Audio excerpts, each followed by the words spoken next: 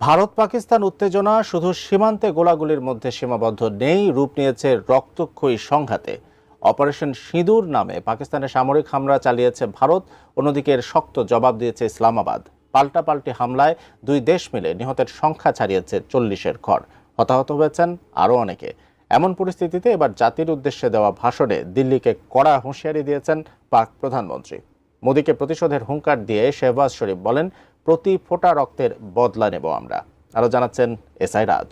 भारत ने जारियत करके जो फाश गलती की उसका खमियाजा अब उसे ज़रूर भुगतना होगा।